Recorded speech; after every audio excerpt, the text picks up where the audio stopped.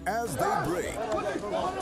The multitude, the political figures, the state and non-state actors. It's a serious threat to democracy. And our governments seem to be incapable of protecting. The scheming. This is not a period we should sit back and go. Every part of this country is equal. The intrigues. There can be no one person that is bigger than the party. Deft moves and the momentous declaration. We didn't get any protection. I'm not particularly against anybody. We track and capture them all. I don't believe in godfatherism in politics. Follow in-depth analysis and no-holds-barred interviews. Armed forces of the country is well capable. They need the political will. Are they just waking up from sleep? Is there complacency? Feel the pulse of happenings in the political arena on AIT Democracy Today. Widely acclaimed authority on politics. Monday to Friday, 7 p.m. Nigerian time.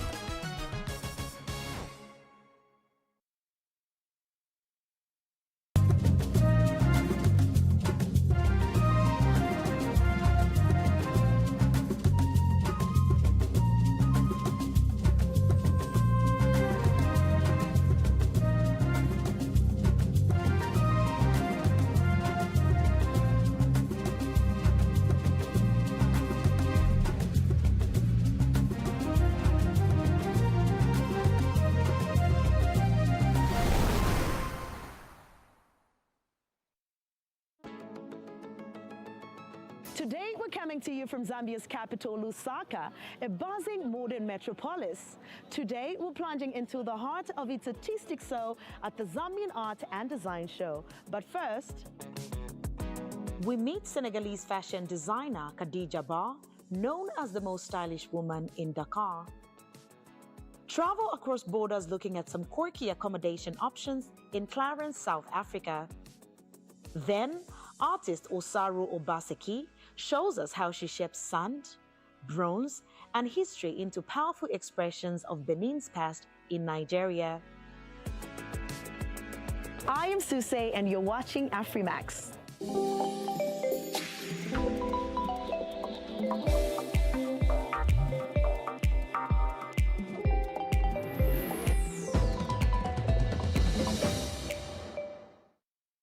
Originally from Ghana, dancer Isaac Kiare found his voice through cramp. Now he blends his African heritage with modern moves all the way from Berlin. When Isaac Kira, a Berlin-based dancer, choreographer and fitness coach, invites people to work out in the park, there's an energetic African vibe in the air. This is no surprise, as the fitness program he developed, called Afroletics, combines African dance moves with African beats. Afroletics is a fitness concept that I developed. It's a combination of dance, interval and cardio training based on African rhythms. It's really about getting people to dance and sweat. Segments of the workout derive from various African dance styles such as Ndombolo, Amapiano and Afro House. The first dance style, Ndombolo, is from the Congo. The defining characteristic of Ndombolo is the hip movement. You must always keep a light stance in this squatting position. The next dance style is Amapiano, originating from South Africa. My brother Dennis will demonstrate it. Notice the lightness. We also say the aim is not to sweat. And finally, Afro House originates from Angola and is based on very quick footwork patterns. First, we have Abria. Okay, and then you can do it.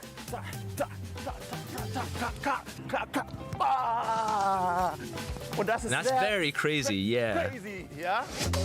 Isaac is very busy. In 2020, he published his African Dance Dictionary, an online dictionary for African dance styles. The steps and their historical origins are explained in videos along with practicing instructions. When you Google the history of Ndombolo or of Afro House, for instance, you find very little information. And I wanted to be the one to change this because I'm from Africa. I want to help people who appreciate our culture and simply want to learn more about it. Isaac is a successful dancer and choreographer. He collaborates with renowned artists and serves as an entertainer and content creator, boasting over 11 million followers on TikTok. His videos also feature celebrities such as American singer Jason Derulo and Nigerian singer Tiwa Savage. But he has worked hard for his success. Isaac was born in Ghana in 1991. When he was 4, he and his family moved to Germany, starting in the city of Duisburg. After the sudden death of his mother, his father relocated him and his 2 brothers to Berlin-Neukölln, a neighbourhood known for its social challenges.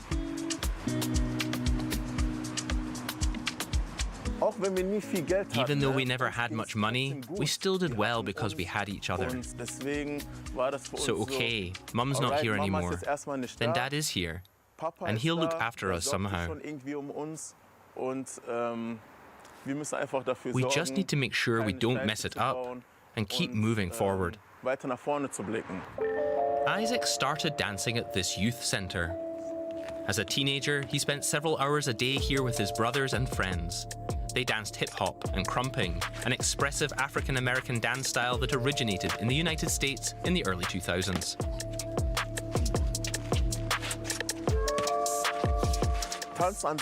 Dancing is a form of freedom, meaning every time you'd come home from school and you weren't in a cool mood, you came here and met up with your second family, trained together, and developed new moves, which always gave you a sense of fulfillment. In 2006, Isaac and his brothers won the German Crumping Championship, marking the birth of the MIK family. MIK stands for Monsters in Crump and Mindset is Key. Isaac also earned individual titles including Best Dancer, alongside completing his master's degree in industrial engineering. I could never have imagined that I would one day reach this point, having started from such a difficult situation, and now standing alongside such international names on the world stages. Back to the Afroletics workout. The sweat-inducing fitness program lasts around an hour. How did the participants like it? It's fun but exhausting. You can really see the passion. It's cool. It's suitable for beginners too. If you feel it, you can do it. It was cool. Isaac has registered the name of his workout, Afroletics, as a trademark, and his dream is that Afroletics becomes a global movement, that it is danced all over the world, and that the same energy, like here at the Mawa Park, will spread worldwide. African rhythms are in Isaac's blood. His workout is not just about fitness, but also about enjoying life.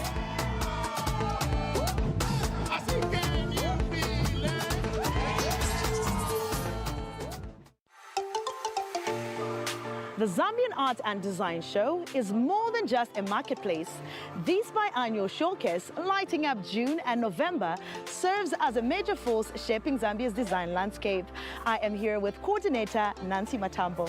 Hi Nancy, how are you doing? Good, how are you? I am fantastic. Lovely show you put together. Thank you so much. Thank you for coming. Okay, so for somebody that's hearing of ZADS for the first time, how long has ZADS been in existence? ZADS has been in existence for, this is year 18. Wow. And it started out as a very small show in the backyard of Sugar Bush Garden with only 6 vendors. Wow, now so look at the people here. From one small show once a year to 2 shows a year and 130 vendors, and with attendance of about 3,600 people. That's incredible. How did the idea come about? Well, the idea came about to promote local, producers and bring in more artisans to develop the Zambian talent, the creative industry in Zambia. So how do you also choose the amazing art and designs from across Africa for the show? We do a call out for vendors, but I also do personal scouting, where I see the potential, somebody's got the potential, the talent is there, the skill, design direction, and expose them now to the market. And from out of Africa, the interest has come from also the reputation that the show has had. Yeah. So we've had people who are now calling from Malawi. We've got the vendor from Malawi. We've got a lot of vendors from Zimbabwe. They've been coming for a few years, and they've been coming back each year. How does ZADS help Zambian artists? So some of them are, starting out as home cottage industries without shops. So it gives them the exposure for people to get to know them. So a lot of them grow out of the show. Some of them end up opening their own shops, quite a few of them, and some of them, it helps them get into retail shops. Okay, Nancy, thank you so much. And we're going to continue our chat a little bit later. Okay. Senegalese fashion designer Khadija Ba is all about giving retro designs a new twist, including the iconic boubou. Take a look. Khadija Ba is busy stitching up a revolution. In her quest to bring back the golden age of Senegalese style, she is revolutionizing the traditional boubou. But this, I think, coming from my grandma. She used to come to ceremony wearing a boubou and fur or something like that. So I think fashion has always been into me because I used to make my clothes and my accessories. But back in the days, my cousin or my friends used to say that I'm goofy. I used to wear big accessories. I used to wear a lot of bracelets. I used to wear big necklace and everything. Let's find out why Senegal's most stylish woman, who studied business law and luxury brand management in France, has made old man fashion hipstable in Dakar. I have I call it a cultural slap when I was in France, actually. I went to a manufacturer de Sèvres, and the guy said, this is luxury because it's handmade. And I said, no, it's not. I've never had that perception that it was luxury. A year after returning to Dakar and acclimatizing, she started tinkering with the idea of stitching her story into the fabric of her country. Latisan was born. Her chosen weapon? The boubou, a classic piece of the Senegalese dressing, which she believes is a time capsule that allows those who wear it to relive their childhood and remind them of times they used to dream of the future. I think that fashion has always been my thing since I'm a kid. For me, design is also playful. So maybe it's the playful part and the tradition part who made them interesting. I used to wear my grandpa's boubou, and I am a lot, I'm a lot obsessed by embroidery. I used to not think that handmade was luxury, so I think it's important for the future generation to know that handmade is luxury, handmade takes time. Handmade is important. It's not because it's made in Medina that it's not luxury. I wanted to show people the value of things, the value of a fabric, the value of keeping tradition alive. This is why you have that handmade, handcrafted part in my work to keep the tradition alive. L'artisan is made in Dakar, made in Senegal, made in Africa. It's important to have a maison mère, the house of l'artisan here in Senegal. Even though you would have l'artisan in Lagos or Johannesburg. Her designs fly off the shelf, not just to clients in the capital, but to other capitals around the world, from Lagos to New York, Paris, and even Sydney. I've never imagined that my clothes or my boubous, even though it's not Naomi Campbell, people are gonna like it because people used to say that I'm goofy, she's awkward, things like that. When Lupita or Naomi wear the boubous, they wear one part of Senegal, one part of Africa. I'm very grateful for it. And sometimes I'm also I have mixed opinion. Africans, they need also people they need celebrities to wear a brand. To assume it, because for example the camouflage boubou, it was been here for 3 years, nobody wear it, and then when Naomi wear it, it's sold out. So it's also a question to know why we need validation.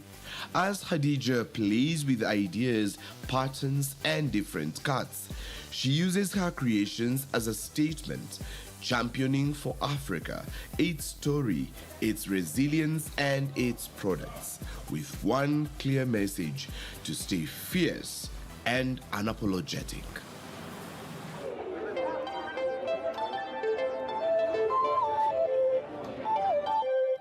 back to you, Nancy. Yes. Okay, do you think ZADS has had some influence on the design landscape in Zambia? It definitely has, because it's challenging. The designers are coming with new designs. They're being bought, and customers, it challenges them to bring the next designs for customers, and that hence building the Made in Zambia brands. Yeah, that's fantastic. Are there any hot exhibitors to look out for this year's show? He's right here. Ah. Welcome, this is Rudolph Gems. Fantastic.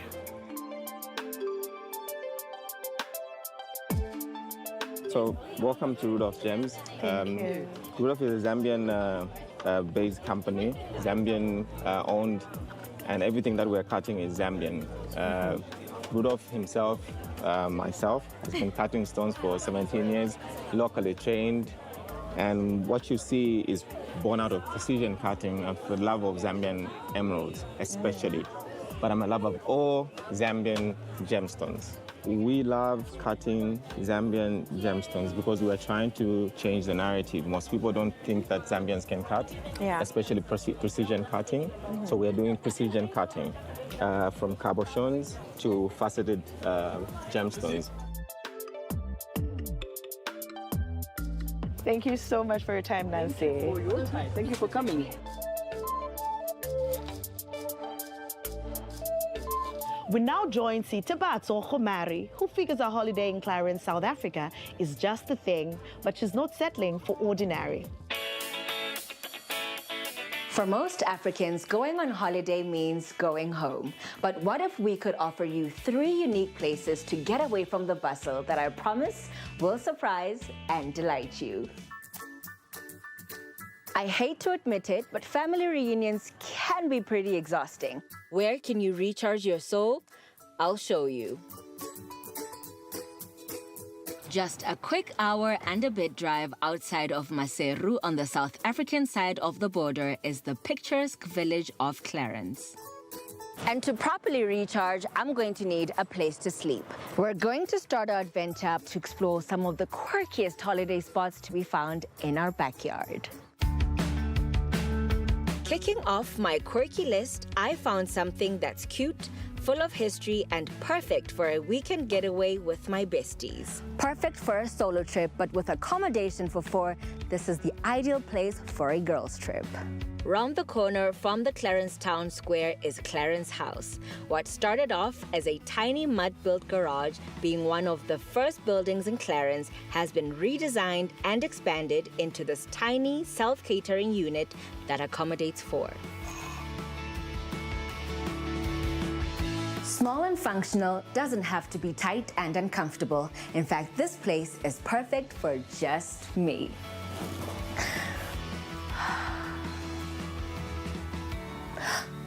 I almost forgot, I promised to show you some more quirky options.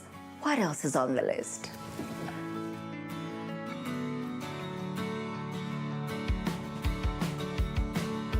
Our next quirky accommodation option is enough to make anyone feel like a princess. Welcome to Clarence Castle. There are 2 main fairy tale-like options here. The question is, which princess do you feel like? Both options are decadently opulent. Just being here makes me want to swoon and ring a bell for a butler and a million maids to come and fan me with a peacock feather or something, while I sip on endless cocktails while having a massage. And can someone bring me a ball gown? You could be Rapunzel waiting from her ivory tower for Prince Charming to come and rescue her from boredom, or whatever lonely princesses and towers do. For me, keep the world away and right. Perfect. Or you can stay in Aladdin's palace. This one appeals to the adventurer in me. Don't tell anyone, but I've been sitting on the different carpets trying to see if one of them will fly. Swoosh. Oh, this is self-catering accommodation. You can't possibly blame me for getting carried away. What's next?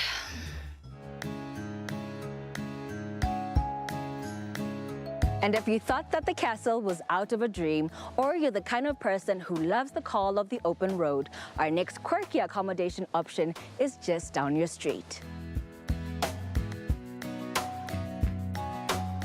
How How about a night in a gypsy wagon? And no, you don't have to hitch your horse to it for an adventure. Come on, let's explore. Quirky, cute, and the perfect couple or singles getaway. Clarence's Gypsy Guest House has 4 gypsy wagons and 1 gypsy-themed camper van, offering an amazing alternative to conventional glamping. From the outside, each uniquely designed and crafted caravan looks like a fortune teller awaits you inside. But when you open the door, they are delightfully intimate with modern amenities such as a microwave, bar fridge, and Wi-Fi. So why would you want to stay in any of these quirky places? I can think of so many reasons, but top of my list, life's an adventure, so why do ordinary? If you're like me and your holiday accommodation isn't just a place you come to shower and sleep after a busy day of doing stuff, then you'll appreciate the uniqueness of each of these 3 venues I showed you today.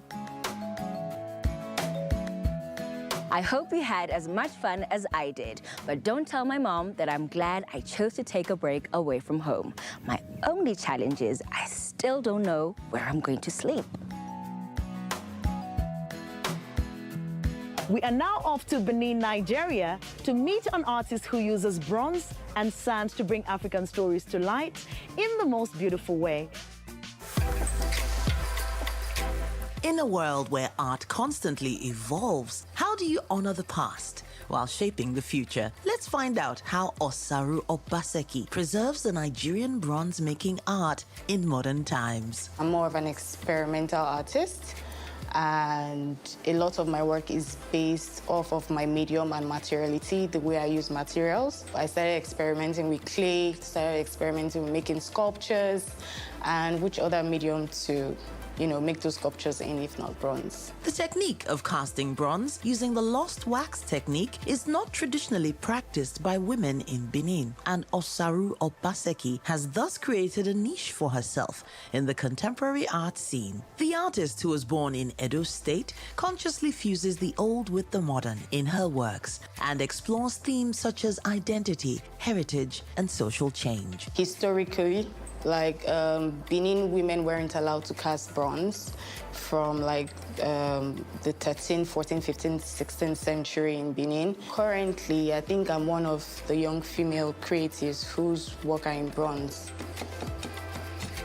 I am on a residency program for a couple of weeks to interrogate with the Benin Kingdom collections back at the museum and create a contemporary outlook. So I'm currently using the Luxwas process of bronze casting to create my work here. The bronze casting technique in Benin uses sand, which for Osaru is a special feature of the ancient process. After making some traditional sculptures, she began to experiment and introduced acrylic to the process. The process of bronze casting is actually very tedious because you go through a lot of processes before getting to your finished bronze cast. And first of all, modeling with clay to create your design. Then you go in with your silicone, which is supposed to take the imprint of the design you've created.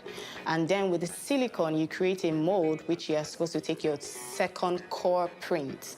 With the wax, that's when you do your third pouring with your POP. So as contemporary artists, or I as a contemporary artist, I use the POP as a mold. And traditionally, the Igun bronze casters use same red earth as taking their mold and core. For the wax, you could use beeswax or candle wax, depends on how you're detailing, the kind of detailing you want on your work. Then for glass, I think my first contact with using glass was during my residency in Venice, in Italy. So that was the very first time I found out that you can actually cast glass. When I came in contact with the medium glass, I wanted to experiment as somebody who likes experimenting a lot.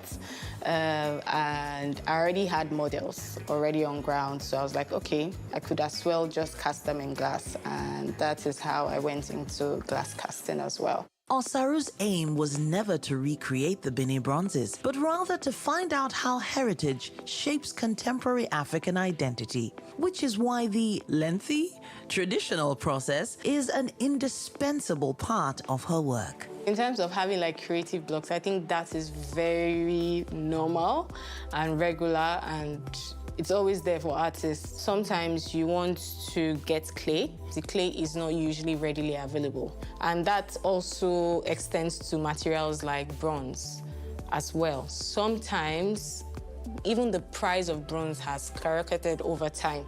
And sometimes when you need bronze to work, they're not available. Although Osaru's sculptures and paintings appear modern, they carry a hint of retrospective. She achieves this impression, for example, through the stylization of the faces. To what extent does her work thus challenge misconceptions about African art? Preserving African heritage through bronze casting and even through my sand paintings, they are both quite important to me because of posterity's sake, for the people who are going to come after us, for people who will be in my shoes in the future, to wanting to have a sense of identity and wanting to find themselves and going back to their roots. They should have materials they can go back to in understanding who they are. So that's why it's quite important. This is one of my bronze pieces. This is also part of the wall series because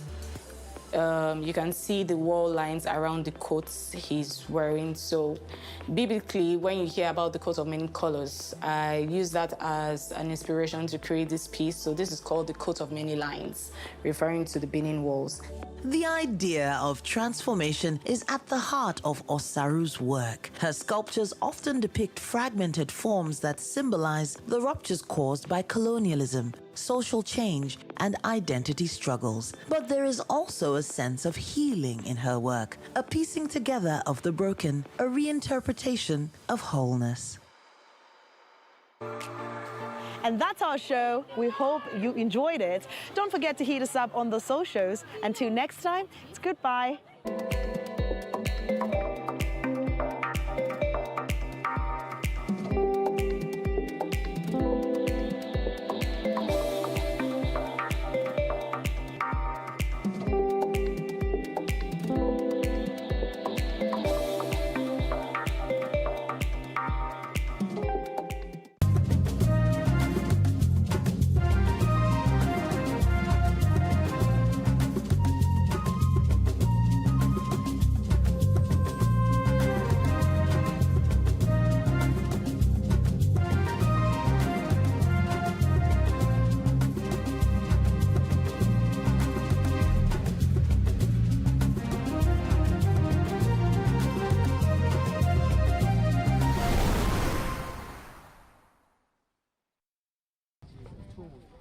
In southwestern Zimbabwe, crops in the Mangwe area have withered away. Even local farmers will be among Zimbabweans who need aid until next year. That includes 42-year-old Singazi Sibanda, a mother of 3 children. All my crops were burned by the sun. I don't know how we will get to next year and where we will be. The crops died at early stages. Mangwe is one of the districts in Zimbabwe most affected by drought. Local officials say some people may have to go work in nearby Botswana or in urban areas to survive. Boreholes have no water. Dams are drying up. There is no grazing grass for animals. Maybe some hay will be brought from other areas to feed the local animals. Food is being distributed in hard-hit areas. Evelyn Ndlovu is the Minister of Matabeleland South, also in the Mangwe area. She says the government is in touch with international aid agencies to get more help. Officials say the crisis is growing worse in the region due to recurring droughts caused by the El Nino weather pattern. The crop situation in Zimbabwe is very poor. at the moment, and we expect that the number of people who will not have adequate stock from their own production to last them until the next harvest, which would be then by the middle of next year, that number of people who will not be able to meet their food needs over that full period will go up. Zimbabwe's government says the 2024 grain harvest will yield about 868,000 tons of grain, an alarming 62% drop from last year's total and far below the target that officials had set for this year. Aid groups say they are stepping up efforts to help. We're focusing on this January to March period, which we have identified is the peak of the lean season. It's the most critical period. But as you're mentioning, it's also important for us to provide additional opportunities so that even throughout the year, people have options and means to support their families and households. A message that brings some hope to people like Sibanda. Meanwhile, Zimbabwe's information minister says the country is working to ease food insecurity by waiving taxes on the importation of rice, maize, potato seed, cooking oil, and genetically modified maize for stock feed in a bid to lower prices for average Zimbabweans. Columbus Mavunga, VOA News, Mangwe, Zimbabwe.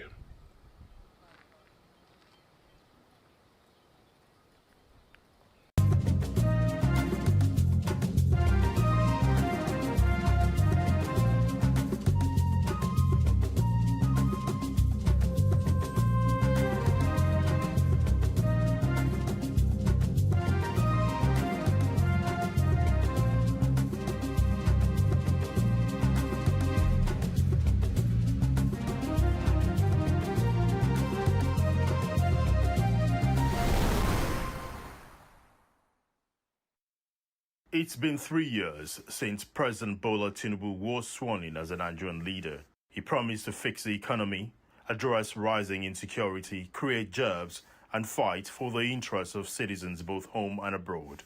As President Tinubu seeks re-election in 2027, has he delivered on his promises? And does his performance so far merit a second term? AIC News begins a special May 29 review countdown series, where we interrogate the Tinubu administration's deliverables across various sectors of national life. Join us on the AIC News Hour from May 18, 2026. The fight against corruption has been a selling point for Nigerian politicians, many of whom are challenged by credibility crises themselves.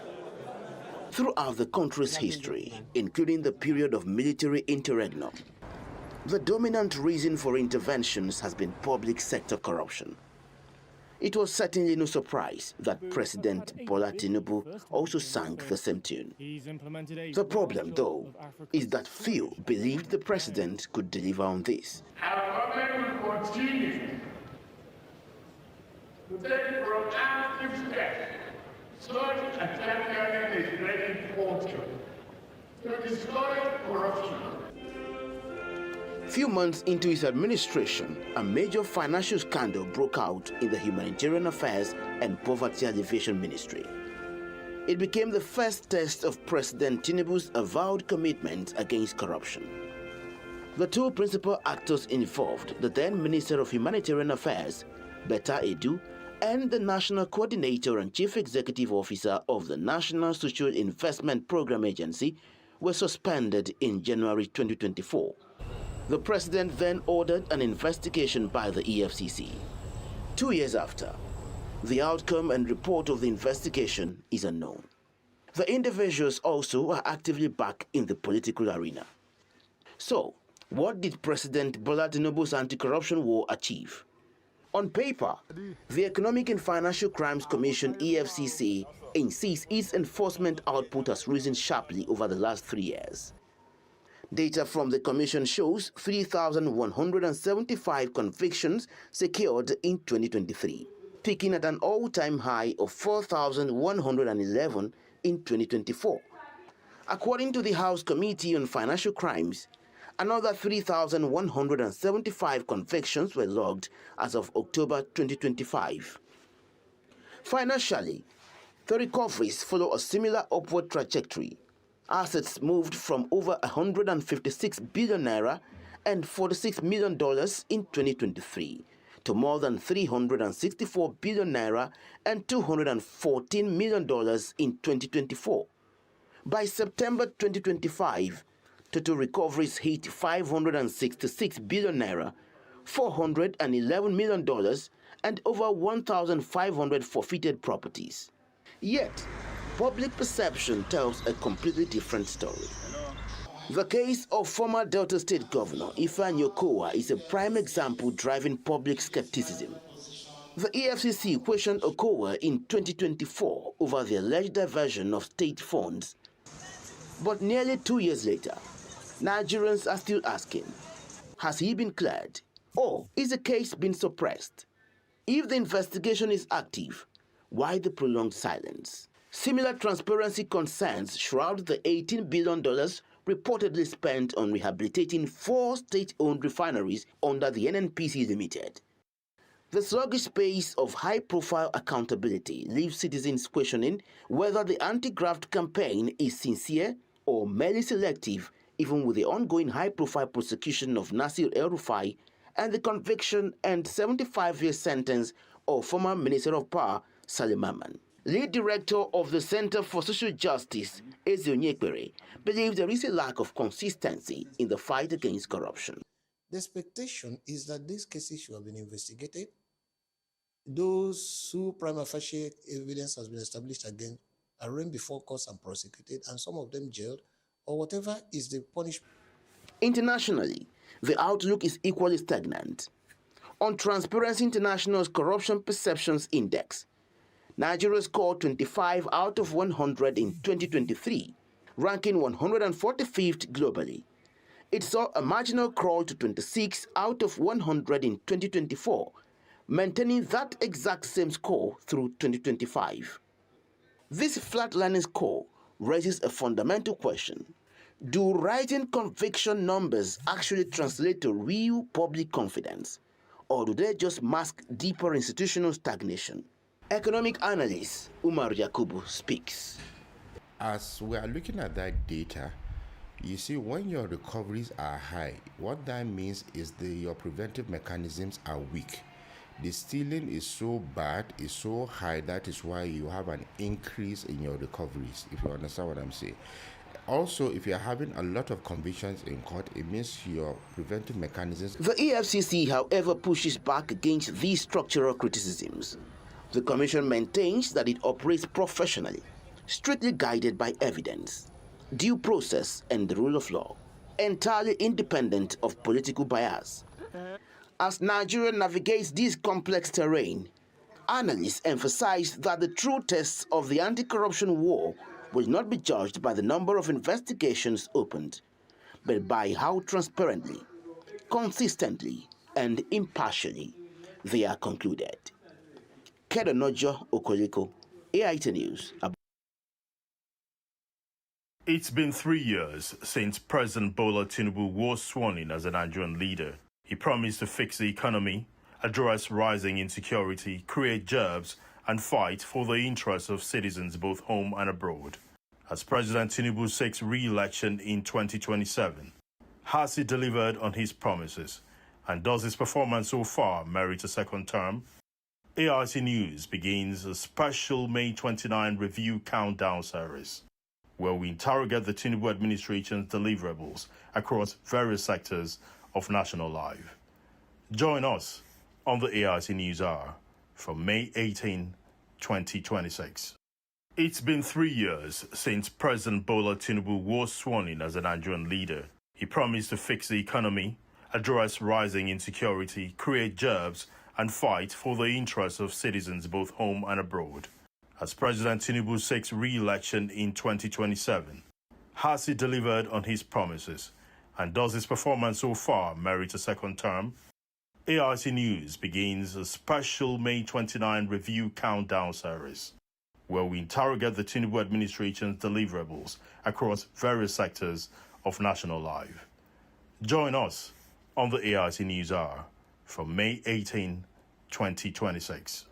Step into any market across Nigeria. The reality hits your pocket immediately. 3 years ago, the economic landscape was fundamentally different. Today, the central question dominating the national conversation is no longer about the necessity of reforms, but the human cost. When President Tinubu was inaugurated in 2023, the economy was said to be his strong fault, and then he listed the ways he was going to achieve this. Budgetary reform, by stimulating the economy without engendering inflation, was to be instituted. Industrial policy and fiscal reform to promote domestic manufacturing and lessen import dependency. At the time President Bola Tinubu took the helm, the nation was plagued by a low 2.7% GDP growth rate and officially pegged Naira. Determined to stop the bleeding, the new administration swiftly rolled out its reform agenda, but the medicine was proven to be bitter. Following the subsidy removal and FS float, petrol prices surged from 180 Naira to well over 800 Naira per litre. Consequently, transport fares and production overheads went through the roof. Parallel markets, the Naira tumbled from around 460 Naira to $1, crushing past the 1,400 Naira baseline. Economic analyst Bala Zaka said the reforms have worsened hardship, weakening purchasing power and slowing economic activity.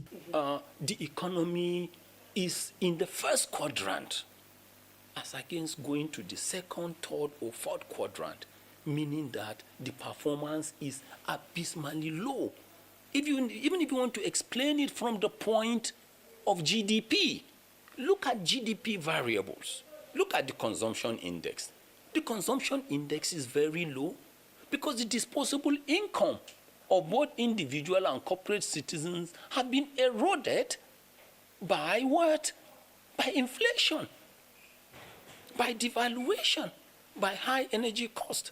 Then look at the investment index of the GDP. Investors are not coming because Nigeria is experiencing all kinds of hostilities. First, the case for progress. The government's aggressive monetary tightening has broken the back of runaway inflation. From a terrifying peak of 34.6% in late 2024, the National Bureau of Statistics reports that the headline inflation has cooled significantly to 15.69% as of April 2026. But for many Nigerians, this does not mean price reductions. It simply means prices are rising at a slower pace. Muda Yusuf of the Center for the Promotion of Private Enterprise credits the government's reforms for investor confidence.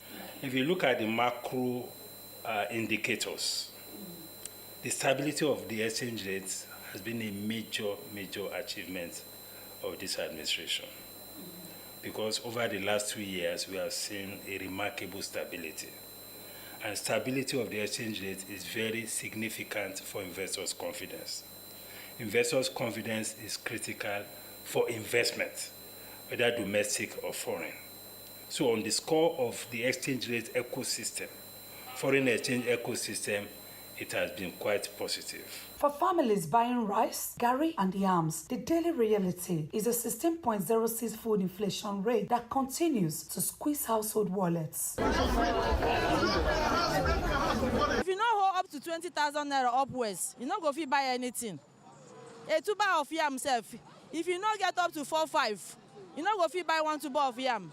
So now, so even though chicken self, I priced one I priced as of yesterday. The lower price is 35,000 live chicken. So it's not easy at all. Make government help us. More no die because of hungry. That's why then we vote them, put them for that place. Government, we want you guys to help us, at least for our goods, because people are complaining. Most of them are cost. So we needed some of the markets to come down so that they'll be able to buy from us. Yet, looking through the lens of economic output, the indications scream progress. Driven by recovering oil production and an expanded non-oil tax net, Nigeria's real GDP grew by a robust 4.07% in the final quarter of 2025. Global rating agency S&P upgraded Nigeria's credit rating from B2B, explicitly citing improved macroeconomic stability. Significantly, because of subsidy removals, federal allocations to state governments have surged, hitting record monthly distributions of 3.64 trillion naira. But this has translated little for the quality of life of citizens at the subnational level. The president has also submitted massive budget proposals, the highest in the country's history. The numbers have been quite flattering. In 2024, a total of 43.5 trillion naira was signed as the country's budget. In 2025, it was 54.99 trillion naira, and in 2026, it jumped to 68.32 trillion naira. But its implementation has been very underwhelming and far from flattering. For instance, only 17.7% of the capital budget of 2025 was released as at the third quarter of the year. Due to missed revenue targets, the 2025 budget year was further extended to March 2026 after a repeal and reenactment was passed by the National Assembly. However, the economy of the subnationals has sort of stabilized due to largely the removal of subsidy. This massive revenue boost allowed the federal government to implement a 133 increase in the national minimum wage, booming it from 30,000 naira to 70,000 naira per month. Over 20 states are now paying even higher benchmarks 3 years in. The verdict depends entirely on where you stand. If you look at the balance sheet of the central bank and federal revenues, Nigeria has avoided a structural collapse and is trending upward. But if you look into the cooking pots of over 140 million multidimensional poor citizens, the financial recovery remains an abstract concept. Amarachi Amushe, ART News, Lagos. It's been 3 years since President Bola Tinubu was sworn in as a Nigerian leader. He promised to fix the economy, address rising insecurity, create jobs, and fight for the interests of citizens both home and abroad. As President Tinubu seeks re-election in 2027, has he delivered on his promises? And does his performance so far merit a second term?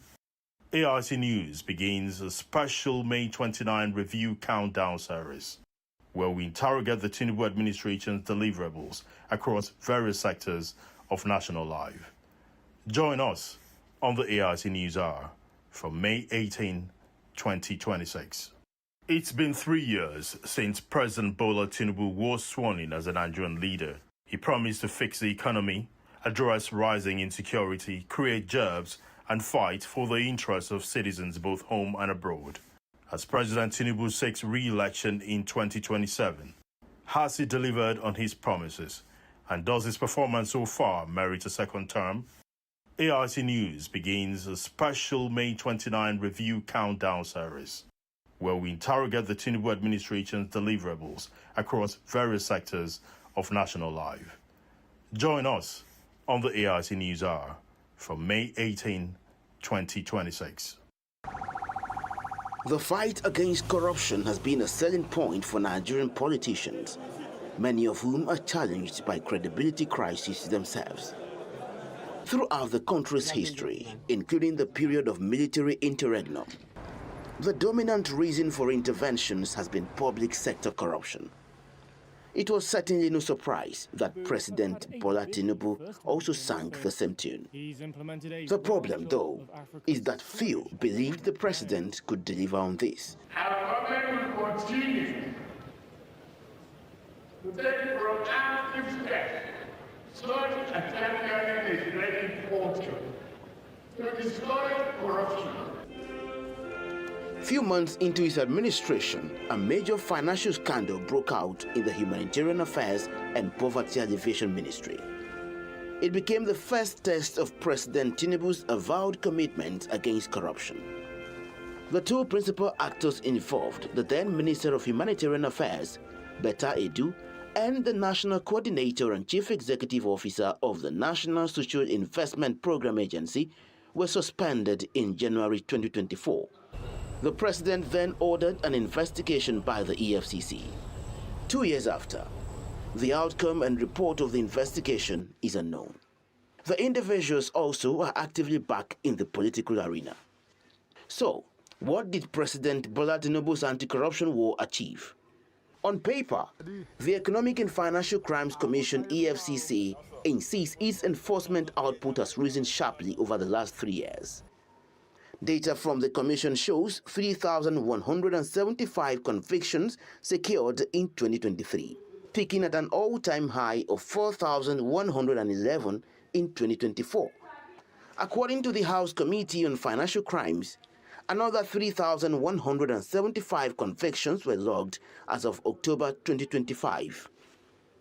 Financially, the recoveries follow a similar upward trajectory. Assets moved from over 156 billion naira and $46 million in 2023 to more than 364 billion naira and $214 million in 2024. By September 2025, total recoveries hit 566 billion naira, $411 million, and over 1,500 forfeited properties. Yet, public perception tells a completely different story. The case of former Delta State Governor Ifeanyi Okowa is a prime example driving public skepticism. The EFCC questioned Okowa in 2024 over the alleged diversion of state funds. But nearly 2 years later, Nigerians are still asking, has he been cleared? Or is the case been suppressed? If the investigation is active, why the prolonged silence? Similar transparency concerns shroud the $18 billion reportedly spent on rehabilitating 4 state-owned refineries under the NNPC Limited. The sluggish pace of high-profile accountability leaves citizens questioning whether the anti-graft campaign is sincere or merely selective, even with the ongoing high-profile prosecution of Nasir El-Rufai and the conviction and 75-year sentence of former Minister of Power Salim Aman. Lead Director of the Center for Social Justice, Eze Onyekpere, believes there is a lack of consistency in the fight against corruption. The expectation is that these cases should have been investigated. Those who prima facie evidence has been established against are arraigned before courts and prosecuted, and some of them jailed, or whatever is the punishment. Internationally, the outlook is equally stagnant. On Transparency International's Corruption Perceptions Index, Nigeria scored 25 out of 100 in 2023, ranking 145th globally. It saw a marginal crawl to 26 out of 100 in 2024, maintaining that exact same score through 2025. This flatlining score raises a fundamental question. Do rising conviction numbers actually translate to real public confidence, or do they just mask deeper institutional stagnation? Economic analyst Umar Yakubu speaks. As we are looking at that data, you see, when your recoveries are high, what that means is your preventive mechanisms are weak. The stealing is so bad, is so high, that is why you have an increase in your recoveries, if you understand what I'm saying. Also, if you're having a lot of convictions in court, it means your preventive mechanisms. The EFCC, however, pushes back against these structural criticisms. The Commission maintains that it operates professionally, strictly guided by evidence, due process, and the rule of law, entirely independent of political bias. As Nigeria navigates this complex terrain, analysts emphasize that the true tests of the anti-corruption war will not be judged by the number of investigations opened, but by how transparently, consistently, and impartially they are concluded. Kedonojo Okoliko, AIT News.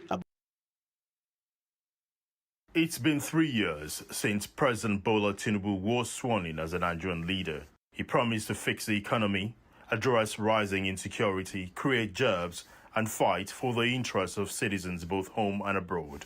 As President Tinubu seeks re-election in 2027, has he delivered on his promises? And does his performance so far merit a second term? AIT News begins a special May 29 review countdown series, where we interrogate the Tinubu administration's deliverables across various sectors of national life. Join us on the AIT News Hour from May 18, 2026. It's been 3 years since President Bola Tinubu was sworn in as a Nigerian leader. He promised to fix the economy, address rising insecurity, create jobs, and fight for the interests of citizens both home and abroad. As President Tinubu seeks re-election in 2027, has he delivered on his promises? And does his performance so far merit a second term? AIC News begins a special May 29 review countdown series, where we interrogate the Tinubu administration's deliverables across various sectors of national life. Join us on the AIC News Hour from May 18, 2026. Electricity drives economies. Without it, factories shut down and jobs disappear. Yet, for decades, Nigeria's power sector has been trapped in a cycle of low generation, fragile transmission, and broken distribution networks. When President Tinubu took power in May 2023, the nation of over 200 million people survived on a meager 4,000 to 4,500 megawatts. Experts blame the lack of money, heavy debt, and obsolete equipment. But President Bola Tinubu sounded ultra-confident. Whichever way, by all means necessary, you must have electricity, and you will not pay. Tinubu even went further to pledge to Nigerians that if he does not fix the electricity problem, he should not be voted if he seeks re-election. A promise made will be a promise kept. If I can't keep the promise and I come back for second term, don't vote for me. The administration quickly signed the Electricity Act into law. This historic move broke the federal monopoly, allowing states to generate and distribute their own power. Billions were funneled into metering, new substations, and private partnerships. In May 2023, when the president took over, power generation was between 4,000 to 4,005 megawatt average and 5,800 megawatt peak. Comparatively, by May 2026, it is at 5,000 plus megawatt average and 6,000 plus megawatt peak. But statistics do not light up homes. Despite a marginal increase in generation, the national grid remains notoriously fragile. It collapses repeatedly, plunging the entire country into darkness at the slightest strain. You have 2 hours in a day, sometimes an hour a day. If you don't get money, no way to buy fuel. You will stay. If you come to work, you will stay idle. In a difficult time. The data in 2023 shows multiple grid collapses. In 2024, multiple outages and transmission failures. In 2025 and 2026, more grid collapses totaling about 15 since the president took over. Engineers say the grid cannot handle the power currently being generated. Transmission lines are weak, old, and prone to breaking. Then came the financial shock of 2024. The government slashed subsidies and introduced a tiered tariff system. We may not be paying the reflective tariff on electricity, cost reflective tariff on electricity, but the leakages have identified as far as technical losses. When you generate electricity, the losses that is being incurred before it even gets to the distribution level is huge. And the incentive for these technical losses is because there are no check and balances for efficiency. Band A, 20 hours minimum daily supply will pay the highest tariff. Band B's, 16 hours minimum daily supply. Band C, 12 hours minimum daily supply. Band D, 8 hours minimum daily supply. And Band E, 4 hours daily. High tariffs, estimated bills, low supply. We enter Band A, they give us the assurance that there will be stable lights. There will be nothing like a power outage or this and that. Whenever we have any power failure, we should call them on phone. But these days, it's not like that. Since 1999, trillions have been invested. This Hello House, this chamber, we're going to come to you with difficult decisions. Your constituents will run to you. Please tell them to bear with us. There may be small pain, but we'll get there. Because we are going to have a disciplined approach to addressing this. I'll come and present to you what our plan is. We clear milestones. If you don't see this in 3 months, it means you won't see 6 months.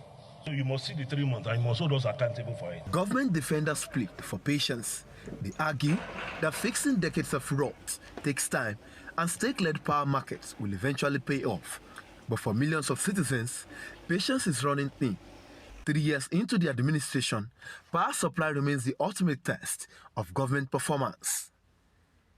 Yemi Adebayo, AIT News, Abuja. It's been 3 years since President Bola Tinubu was sworn in as a Nigerian leader. He promised to fix the economy, address rising insecurity, create jobs, and fight for the interests of citizens both home and abroad. As President Tinubu seeks re-election in 2027, has he delivered on his promises? And does his performance so far merit a second term? AIT News begins a special May 29 review countdown series, where we interrogate the Tinubu administration's deliverables across various sectors of national life. Join us on the AIT News Hour from May 18.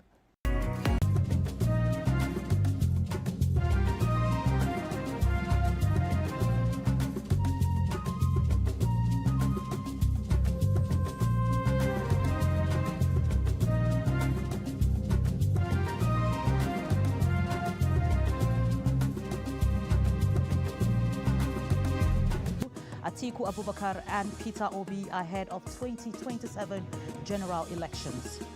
Osun governorship elections preparation gains momentum as mock accreditation exercise holds with assurances of free and fair election by electoral umpire. 14 kidnapped victims rescued by Nigerian Army along the Lagos-Benin Expressway. In business, insurance sees recapitalization closes as industry players eye next phase. And in sports, goal for Nigeria in Glasgow as Ezekiel Nathaniel shines, while the Super Falcons prepare for a must-win WAFCON clash against Zambia. This is the News Hour on AIT. I am Binta Bukar. Tonight with me on the News Hour is Shola Jayasimi. Thank you so much for joining us. Now let's begin our news bulletin with the report that the public scrutiny of candidates seeking Nigeria's highest elective offices has officially begun following the publication of the personal particulars of the presidential and National Assembly candidates by the various offices of the Independent National Electoral Commission, INEC, across the country. The documents, including those of President Bola Tinubu, former Vice President Atiku Abubakar, former presidential aspirant Peter Obi, candidate rather, and other contenders have been published in line with the Electoral Act 2026, allowing Nigerians to examine the credentials and other documents submitted ahead of the general election. AIT's Amaka Okoro reports. Took place simultaneously across the country was conducted at INEC state headquarters and constituency offices to enable members of the public to inspect the credentials, affidavits, and other personal documents submitted by candidates. In the Federal Capital Territory, the publication was carried out at the Commission's headquarters and across the 6 area council offices, in line with the Commission's revised timetable and schedule of activities for the 2027 general election. Speaking during the exercise, the Administrative Secretary of INEC in the FCT, Bimbo Oladunjoye, who represented the resident electoral commissioner, says the publication of candidates' particulars is a statutory obligation under Section 29(3) of the Electoral Act 2026. The exercise today is a requirement of the law in pursuant of Section 29, subsection 3 of the 2026 Electoral Act that mandates INEC to, within 21 days of receipt of the personal particulars of candidates contesting for an election, to cause such particulars to be published, at the constituencies. Oladunjoye notes that making the documents publicly available is an integral part of the electoral process as it promotes transparency, accountability, and public confidence in elections. Under the Electoral Act 2026, the documents currently on display do not constitute the final list of candidates, as political parties still have until August 22, 2026 to withdraw or replace nominated candidates where necessary. INEC is expected to publish the final list of candidates for the presidential and National Assembly elections on September 12, 2026, ahead of the 2027 general election. Amaka Okoro, AIT News, Abuja. Ahead of the August 15 Osun governorship election, the Independent National Electoral Commission, INEC, says a successful mock voter accreditation exercise has boosted its confidence in delivering a credible, free, and fair poll. The Commission also says technical issues identified during the exercise have been resolved and assured eligible voters that will not be disenfranchised. AIT's Olatunde Olajide completes the story. The chairman of the Independent National Electoral Commission, Professor Joas Amukwita, along with the resident electoral commissioner in Osun State, Oluwatoyin Babalola, inspected some polling units in Osogbo, Obokun, and Egbedore local government areas where the mock voters accreditation exercise was conducted. The exercise took place simultaneously in some designated polling units located inside 9 selected local government areas across the state. The turnout for this mock exercise at the various polling units visited was massive, as some eligible voters expressed confidence in INEC ability to deliver on their promise, as well as the deployment of beavers to be used during the voting process. This assessment is now good because we are here before. That machine that you used to sort the face, it didn't work. So later they call us back, said they have adjusted, but now it's working perfectly. Addressing journalists after the exercise, the INEC chairman assured residents of Osun State that no eligible voters will be disenfranchised during the election.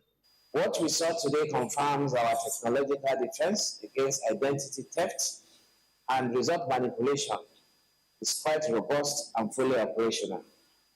The mock exercise successfully providing a proof of concept, the broader administrative blueprint for August 15 is ready. Professor Amukwitan, however, noted that an initial challenge encountered during the exercise over the rejection of old permanent voters' cards have been fully resolved. Initially, we encountered minor hitch, and I call it minor because if it had happened during the election, it would have been a major hitch. We discovered that most of the old cards were not being accredited. And we discover also that it was as a result of what we call this compatibility score or similarity score. And immediately we were alerted, the ICT had to work on it, and within an hour everything was resolved. The INEC chairman explained that the exercise is designed to test the functionality and efficiency of the beaver system. Olatunde Olajide, AIT News, Osogbo. The Minister of the Federal Capital Territory, Nyesom Wike, says the electorate in Rivers State has no reason to swap President Bola Tinubu's re-election for a vice presidential position. Addressing journalists in Port Harcourt, Wike also declared the state's political crisis resolved, saying Governor Similai Fubara has reunited with the political structure which brought him to power and is committed to working with President Tinubu and the coalition in Rivers State. AIT's Chubuchi Chukwu reports. Media briefing of FCT Minister Nyesom Wike in Rivers State since the political crisis that rocked the state finally came to an end. He said the people of Rivers State are strongly in support of President Bola Tinubu's second-term bid due to his performance in areas of infrastructure development and appointments of Rivers State sons and daughters in various positions of authority. The kind of manpower development that we have had under the administration of Bola Ahmed Tinubu as far as Rivers State is concerned. Look at the appointments. It has never happened in history. He has given us something that we never thought that we could get. That Boni Road. That today, he has saved a lot of lives. The FCT Minister Nyesom Wike says such efforts cannot be traded off for a vice presidential seat. If that is the case, how do you now come and tell me not to support somebody? Not only did he give us one of the topmost appointments, the vice presidential candidate of APC, you know, to be cabinet. You didn't want a South-Side person to complete his tenure as president. So what we will take is Vice President. Wike said the political crisis that has engulfed the state for about 2 years has been resolved, but Governor Similaye Fubara showing his commitment to work with the political structure that brought him to power. If the governor did not want to work with us, the governor would have. It's okay. I'm a governor. I will join the other parties. Or I will stay and betray, which is also very dangerous. There's no way you play it. Therefore, it's better and it's good for the interests of the state to work with the family. The FCT minister said the crisis has set the state backward. He expressed optimism that the next few months will surely witness more socioeconomic developments. Now the governor's mind is at rest. He can concentrate and do his work. Even if the 6 months he has, he can make changes, he can make impact. Wike appealed to Rivers people to remain calm, support President Bola Tinubu's administration, and Rivers State Governor Similaye Fubara. Chibuchi Chukwu, AIT News, Port Harcourt. Edo State Governor Monday Okweolu says President Bola Tinubu's economic reforms have strengthened state finances, enabling his administrations to deliver key infrastructure and security projects across Edo State. Speaking at the Shine Beyond Borders Diaspora Engagement in London, Governor Okweolu said increased federal allocations have reduced states' dependence on bailout. He urged Edo indigents abroad to invest in the state, contribute their expertise, and support President Tinubu's renewed hope agenda, including the drive to deliver 2.5 million votes from Edo. I am proud to say that many people are testifying that Edo is one of the safest states today. They reflect the joy, satisfaction, and confidence of the people in the progress being made by our administration and that of President Bola Tinubu.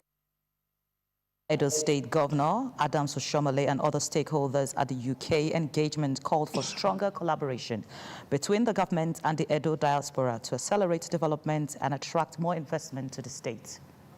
So, my plea for you is that happy half of the government is doing. I want to take away that you should go back and say, what do I do to the local?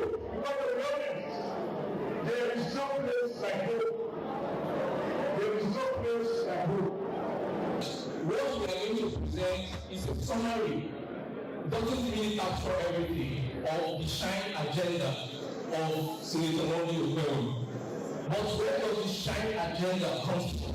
The shine agenda is a crystallization of the governing philosophy of the governor himself, Senator Monday Okweolu.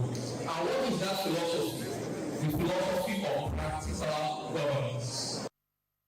Okweolu later presented branded souvenirs bearing President Bola Tinubu's image to members of the Edo diaspora.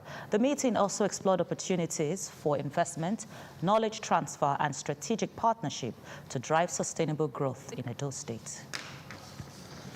Now to issues of tackling insecurity. The Nigerian Army says troops of the 4 Brigade under the Operation Wabanzigan have rescued 14 kidnapped victims following a swift operation along the Lagos-Benin Expressway in Ovia Northeast local government area of Edo State.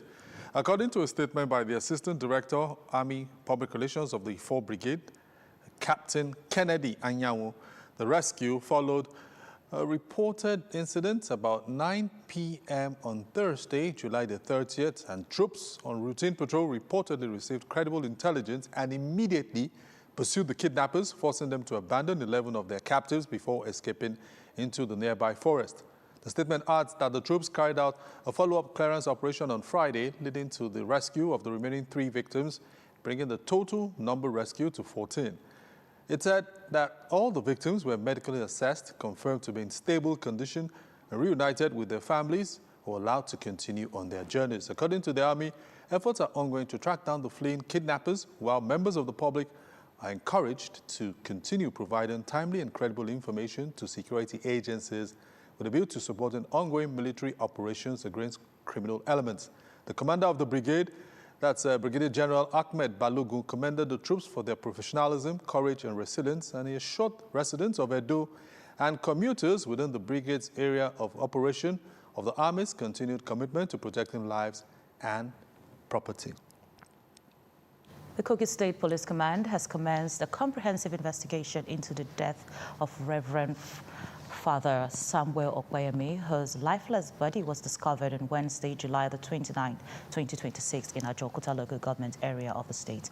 According to a statement by the Police Public Relations Officer, Kogi State Command, ASP Saliu Iza Afusat, police operatives promptly mobilized to the scene following a report where the body was recovered and evacuated to the hospital. A medical doctor subsequently certified the victim dead, and the body was deposited at the mortuary for preservation and autopsy. The deceased was later identified as Reverend Father Samuel Okwayemi at St. Paul Parish, Ayetoru, Bede in Ijumo local government area. In view of the circumstances surrounding the incidents, the Commissioner of Police, Kogi State Command, CP Naziru Bello, ordered the immediate transfer of the case to the State Criminal Investigation Department, Lokoja, for thorough and discreet investigation.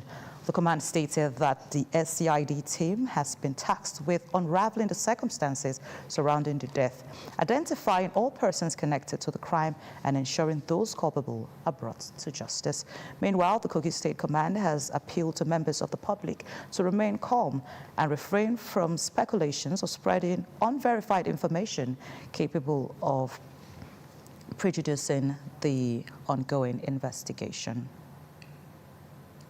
As part of efforts to strengthen security and reclaim forests from criminal elements, the Kaduna State government has graduated over 1,000 pioneer forest guards. Governor Ubasani also announced plans to recruit an additional 1,000 personnel subject to the approval of the federal government. AIT's Abimaje Moses tells us more. The passing out parade marked the successful completion of a rigorous 2-month training program designed to prepare the forest guards for deployment in support of ongoing security operations. The training covered weapon handling, marksmanship, patrol operations, field craft, intelligence gathering, combat first aid, civil military cooperation, and international humanitarian law, equipping the guards to operate effectively alongside conventional security agencies. Governor Basani described the graduation as a significant milestone in Kaduna State's efforts to strengthen its security architecture through intelligence-led community-based policing. Today, you assume a responsibility that extends beyond the uniform you wear. You have earned the confidence of the government and people of Kaduna State. And with that confidence come an enduring obligation to serve with integrity, courage, restraint, and absolute fidelity to the rule of law. The governor also disclosed that the state will seek federal government's approval to recruit and train an additional 1,000 forest guards to consolidate the recent gains recorded in the fight against insecurity. I also want this opportunity to formally make additional requests of another 1,000 forest guards in Kaduna. In Kaduna State, it is clear to everyone, security is one of the most important agenda of our government. That is the reason why today, as we are speaking, many local governments that were not accessible before we came in 2023, we can all now get to those local governments even without a police escort. Representing the National Security Advisor, the Director of Internal Security, Sani, described Kaduna's Forest Guards training program as the best conducted so far under the national initiative.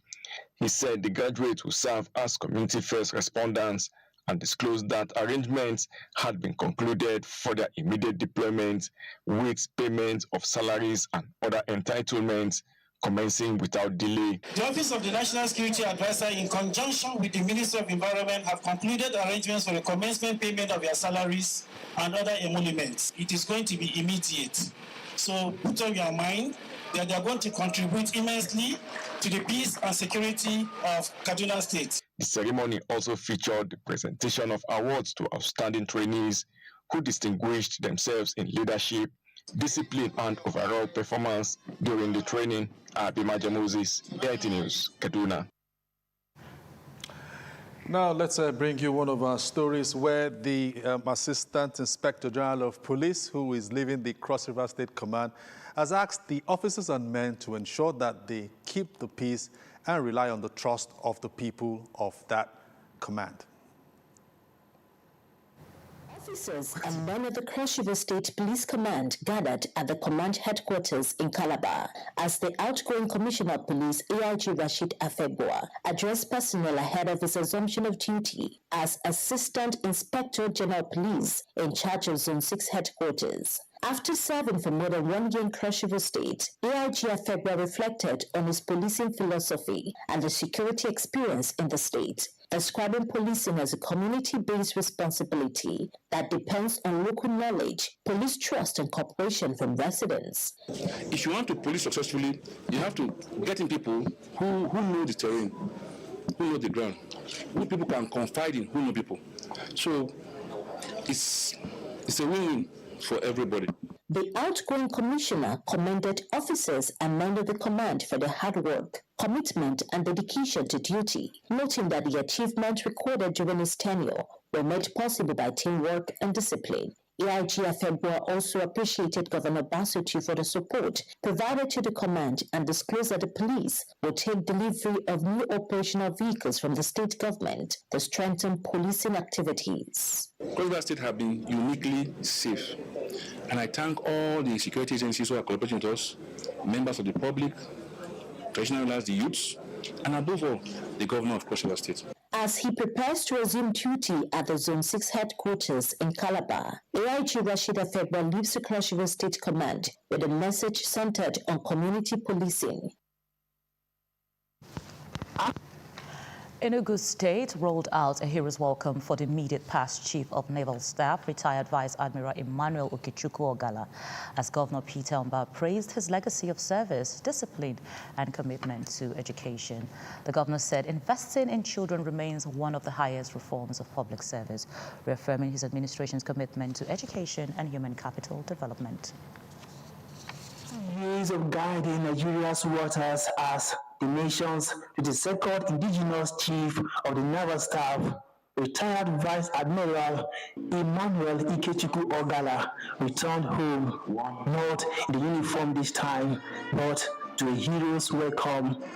The reception brought together government officials, traditional rulers, military officers, family and friends to celebrate a man many described as one of Enugu's finest ambassadors.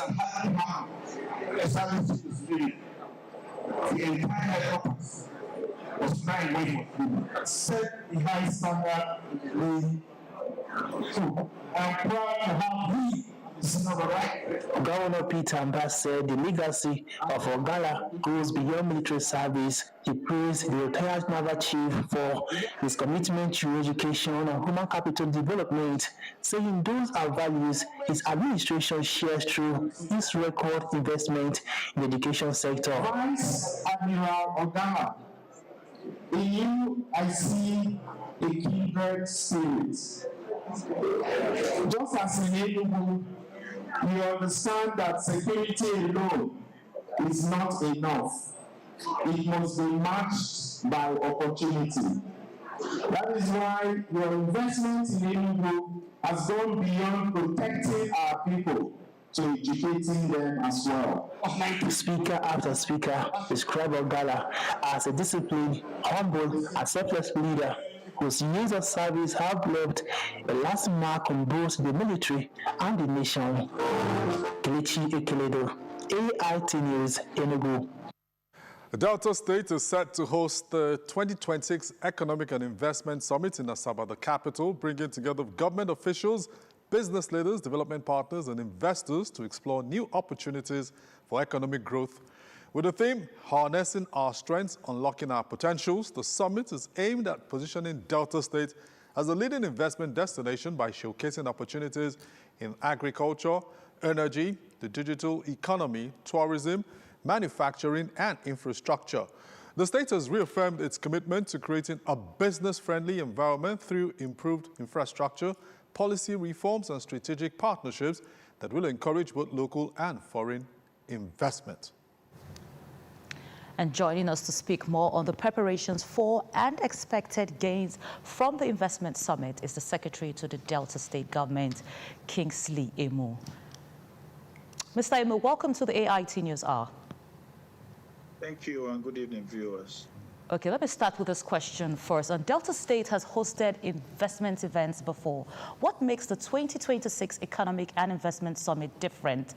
And what concrete outcomes should investors expect?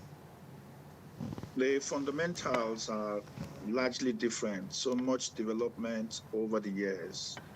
Our economy has grown in terms of GDP from 2019 to 2024 on an average of 13.34%. But between 2022 and 2024, it has grown by 18.34%. It's very significant. Our non-oil GDP has also grown from 51% to 71.43% in 2024, as against 24 and some fractions for oil, for non-oil, for oil GDP.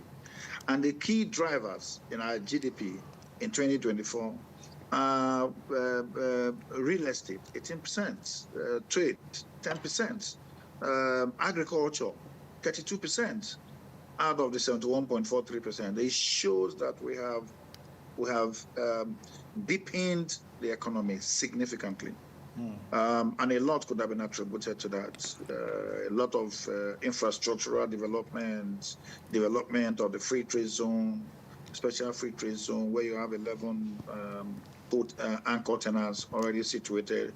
And you have over 2,300 kilometer length of road and over 1,750 something kilometer length of drains being under construction and some being completed, with over 20 bridges connecting the rural areas to the urban centers, de-risking and reducing, mitigating rural urban migration.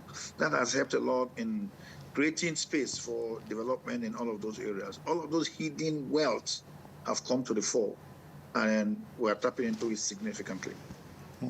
Okay, so SSG, sir, so beyond attracting investors, can you point to some of the specific policies or the incentives that will make investors come into Delta? For starters, we have sufficient land to bequeath potential investors, and we have been in conversation for over 1 year. His Excellency the Governor made a trip to China and later went to Brazil, and indeed had a roundtable dedicated for Delta in last year in Sao Paulo, early this year in Sao Paulo. So much has been done in terms of engagement. But here is what it is: the free trade zone, special economic free trade zone, has enormous potentials. We have the least cost competitive power comparatively in Nigeria. The OB3 is connected there. Seplat is close to that area. Energia is close to that area. Indeed, so power is a major factor and driver. We don't only have sufficient power, but we have least cost power that every business wants to see. And you can light up those several light industries in those environments. Okay, and besides, we have the Onitsha main market. Okay. Go ahead, sorry. Okay, so what's in it for the people of Delta State? Because you've mentioned government to government, business to business, the Delta people. Yeah. Well, once you have all of these industries spring up, especially in our 5 thematic areas that I heard you mention, agribusiness and livestock, then you are beginning to open up that space for job creation. The second one is energy ecosystem. We have two transmission companies in Delta State, Transcorp and Supply Power, and they are ready to support the entire process. And because we have also deregulated, the federal government has deregulated the Power Act, we have a power law. So we can light up a few other areas that are close to those particular areas. Solid mineral, we have a lot of mining potentials, not beyond potentials. Coal is currently being mined significantly in Obonkwa, and clay. People have licenses for clay in Oboba. So what is there is that currently in the area, over 600 megawatts of power is in the offing. So what does that mean for the people? It means that it's going to open up the entire space. Yes. Okay, the SSG, Delta State, giving us the plans of the state government for the Delta Investment and Economic Summit. Thank you, sir, for joining us on the News Hour, all the way from your base in Asaba. Thank you. Stay with us here on the AIT News Hour. We shall go on a short break. When we come back, we'll bring you business reports.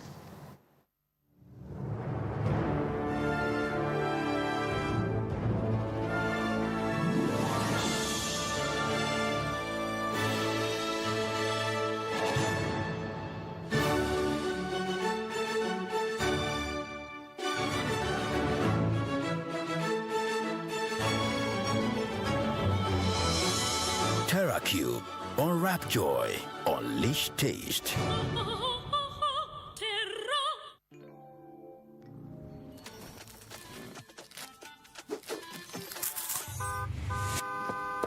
Alert! Today's car just pulled in. What is new? Why are you people staring at me like this? Wonderful. How about now? Ah, see these jokers. So you want hide better thing from your uncle? New Pure Bliss Gold, now in 3 delicious flavors for your delightful indulgence. Ah, Pure Bliss Gold know they have. Our bodies get serums, washes, lotions, cleansers, scrubs, but underarms only get deodorant.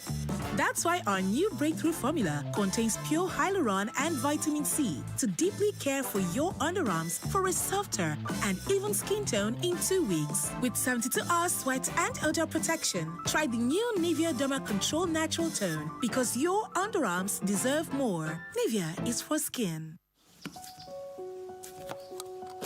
Every great stew comes down to one moment. The moment that decides everything. When the tomato paste meets the oil, fries well, blooms deep red color, and gives off rich aroma. And when it blends well with everything else in the pot, I see it all coming together. New Tasty Tom fries well, blends well, shines in the moment. My love, you shine so bright.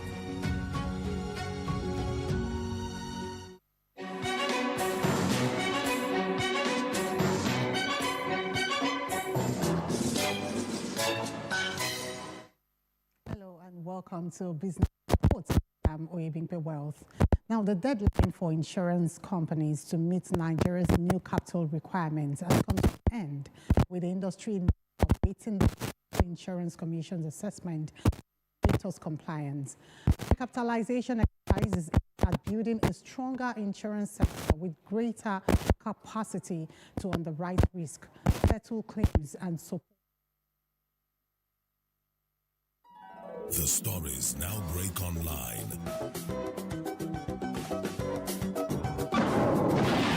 Don't miss anything from our real-time updates and exclusive content. Follow and participate in discussions on live TV studio programs to shape the narratives. Subscribe, engage, and share from AIT.live at AIT_online on X, AIT Online on Facebook, Official AIT Live on Instagram, TikTok, and Threads on YouTube. Stay connected with AIT. On air, online, on live.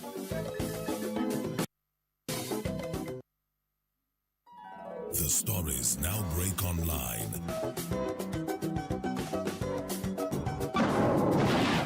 Don't miss anything from our real-time updates and exclusive content. Follow and participate in discussions on live TV studio programs to shape the narratives. Subscribe, engage, and share from AIT.live at AIT_online on X, AIT Online on Facebook, Official AIT Live on Instagram, TikTok, and Threads on YouTube.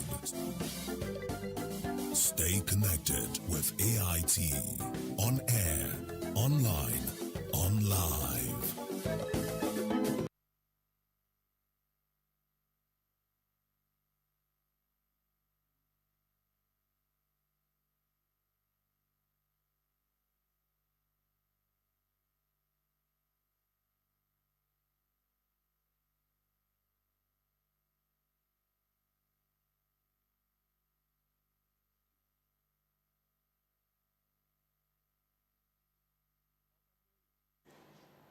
We apologize for the technical issues experienced there. The deadline for insurance companies to meet Nigeria's national capital requirements has come to an end, with industry now awaiting the National Insurance Commission's assessment of operators' compliance. The recapitalization exercise is aimed at building a stronger insurance sector with greater capacity to underwrite risk, settle claims, and support economic growth. Industry sources estimate that insurers collectively raised close to 300 billion naira during the exercise, underscoring sustained investor confidence despite Nigeria's challenging economic environment. The fresh capital is expected to position operators to underwrite bigger risk and improve service delivery. Attention has now shifted to the National Insurance Commission, which is expected to verify submissions and publish the list of companies that have fully complied with the new capital requirements. Operators that fail to meet the threshold could face regulatory actions in line with the provisions of the new insurance law. Now, the Nigeria equities market closed the week on a bearish note as investors traded more than 5 billion shares worth over 400 billion naira on the floor of the Nigerian exchange. Despite the higher trading activity compared to the previous week, the benchmark NGX All-Share Index and market capitalization both declined, reflecting sustained profit taken across major stocks. Market data released by the exchange shows that total turnover rose to 5.119 billion shares, valued at 404.762 billion naira in 285,233 deals, up from 4.433 billion shares worth 306.143 billion naira recorded in the previous week. Financial service sector remains the dominant driver of market activity, accounting for more than 3/4 of total traded volume. Investor activities was largely concentrated in the financial service industry, which recorded 3.918 billion shares, valued at 271.428 billion naira. The service industry followed, while the consumer goods sector ranked third in trading activity. The week's most actively traded stocks were First Bank Holding Company plc, AVA Capital plc, and Access Holding plc. Together, the three companies accounted for 2.308 billion shares, worth 224.773 billion naira, representing 45.09% of total market volume and 55.53% of total transaction value. Despite the increase in market turnover, the NGX All-Share Index fell by 0.84% to close the week at 245,283.68 points, while market capitalization declined by 0.79% to 158.326 trillion naira. The performance reflects continued weakness in broader market as investors locked in gain. Sectoral performance was broadly negative, with most indices ending the week lower. However, NGX Premium Index, NGX Insurance Index, and NGX Sovereign Bond Index bucked the trend, posting gains of 0.02%, 1.72%, and 0.27% respectively. Market breadth also weakened during the week, with only 33 equities recording price appreciation, down from 57 in the previous week, while 56 stocks declined, compared with 38 recorded earlier. Meanwhile, 58 equities closed unchanged, indicating cautious investor sentiment amid mixed market fundamentals. Landry Babalola, AIT News, Abuja. And that's Business Report. I am Oyebimpe Wealth. The news hour continues to stay with us. Thank you very much, Oyegminpe. And moving on, the federal government is planning a gradual phase-out of electricity subsidy payment in 2027. The Minister of Power, Joseph Tegbe, who briefed journalists in Lagos State, also said President Bola Tinubu's renewed hope agenda, particularly in the power sector, is on the right trajectory, following key initiatives introduced to improve the lives of Nigerians with no immediate plans to increase electricity tariffs. Obina Omei has more. This interactive session, according to the Minister of Power, Joseph Tegbe, where he sought the cooperation of the media, marks the dawn of a new era to reset the power sector for good. Our priority is service improvement, universal metering, ensuring Nigerians only pay for the electricity that they actually consume. Ladies and gentlemen, we will continue, federal government will continue to examine additional mechanisms to ensure we protect the vulnerable consumers. There are Nigerians that can't afford to adequately pay for power. These are the vulnerable group. We will protect them.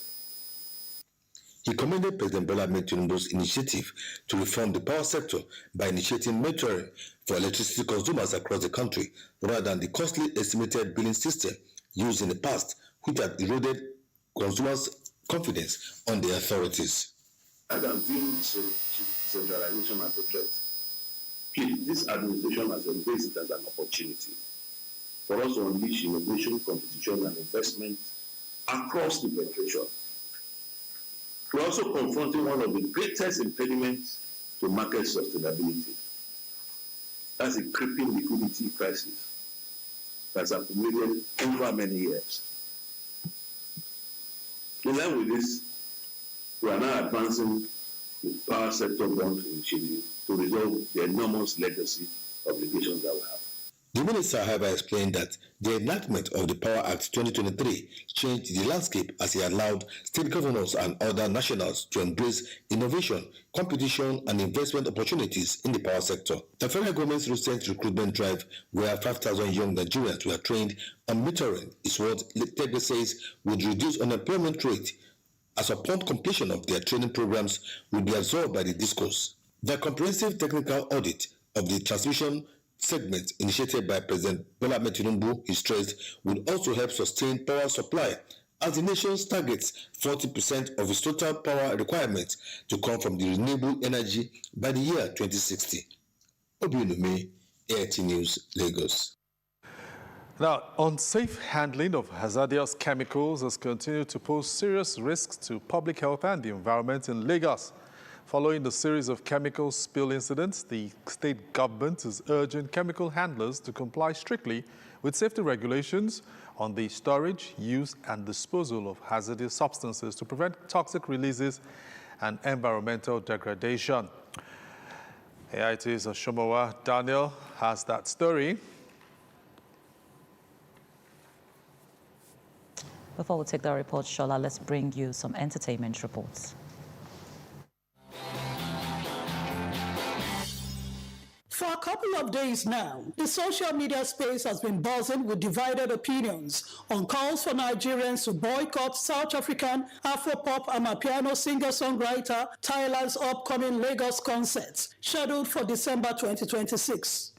The calls have been linked to the renewed outrage of xenophobic attacks against Nigerians in South Africa, the home country of Tyler. The controversy escalated when the Grammy-winning singer announced a Pop's World Tour across 29 cities, scheduled to begin in Paris, with Lagos as its only stop in Nigeria.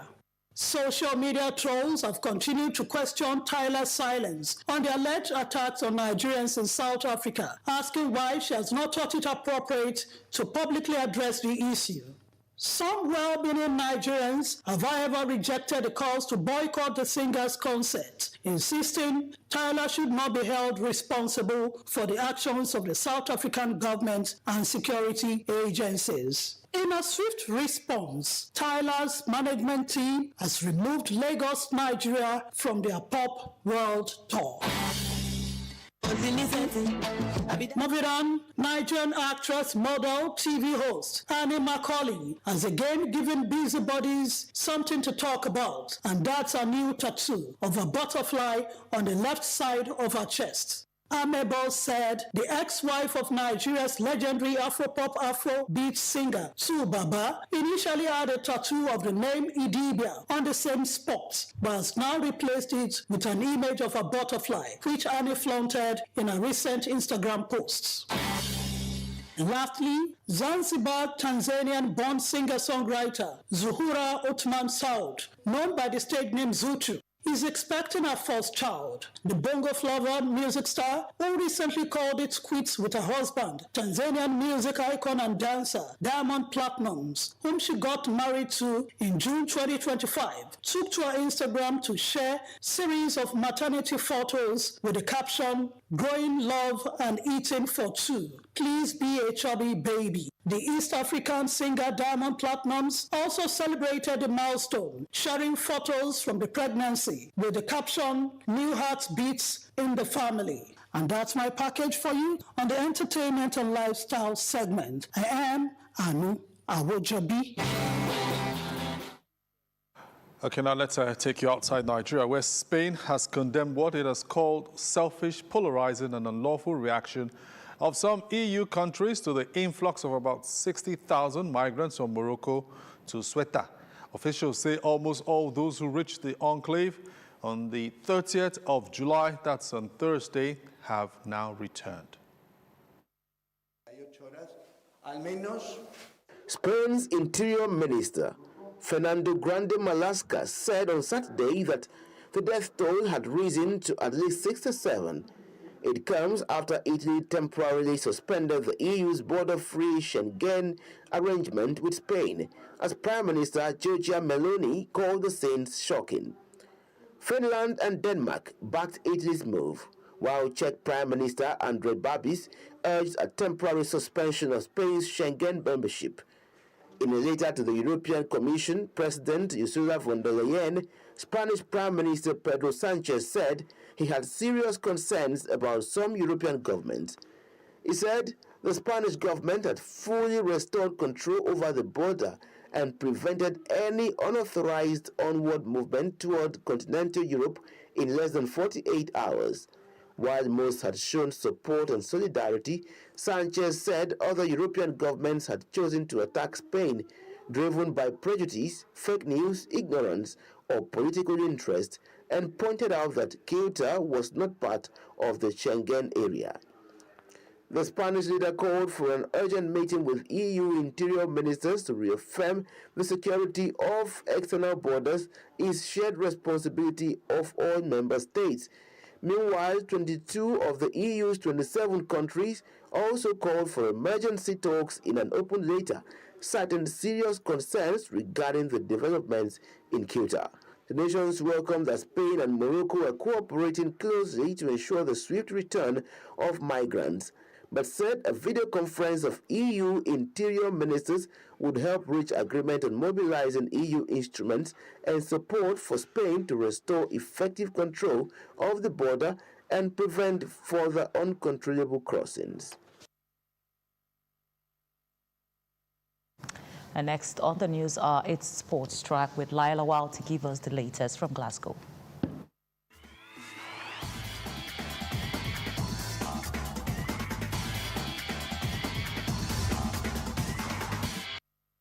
Welcome to Sports Track. We start off with the women's AFCON Nigeria Super Falcons. We renewed their rivalry with Zambia's Copper Queens in a crucial match day 2 fixture at the Women's African Cup of Nations, with both sides chasing vital points in the race for a place in the knockout stage. The 10-time African champions will be seeking to bounce back from their opening day 3-2 defeat to Malawi as they continue their quest for a record-extending 11th WAFCON title.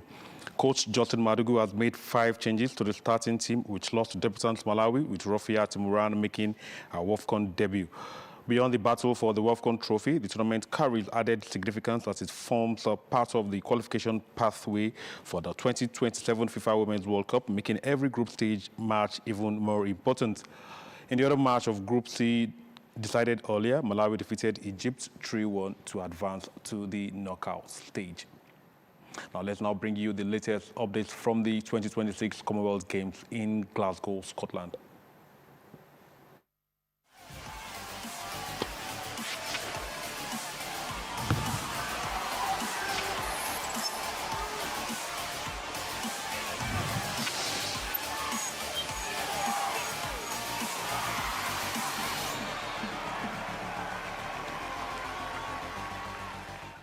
A former Nigerian international athlete and multiple Olympian Mary Onyali has admitted that watching Nigeria's latest athletics success almost made her wish she could return to the track.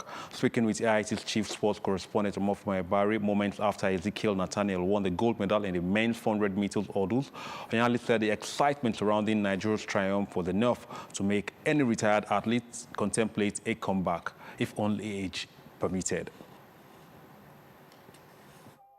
It was a small gathering of Nigerians made up of athletes present and former, Nigerian journalists and athletes from other countries.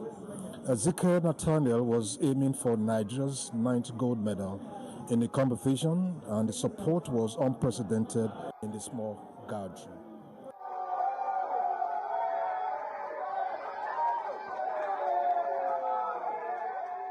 Mary Onyali, who was among the small spectators, bared her mind in what she described as the best way to go, preparing athletes for international events. Reward, award, incentives, welfare has gone 150% up.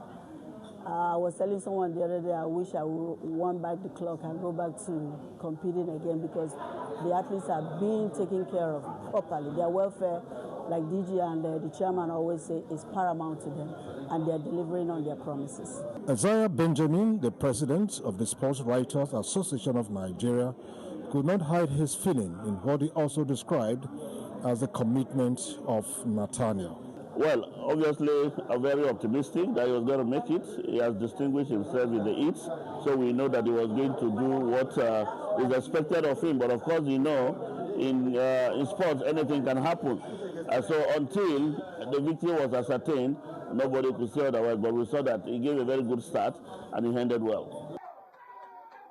Omofuma Ebari, AIT News, Glasgow, Scotland. Now let's stay with the Commonwealth Games. Our chief sports correspondent, Omofuma Ebari, joins us live from Glasgow with more updates from Team Nigeria's camp. Omofuma, congratulations on a busy day in Glasgow. Ezekiel Nathaniel's gold medal has generated plenty of excitement back home. What has been the mood in the Nigerian campus since that historic victory?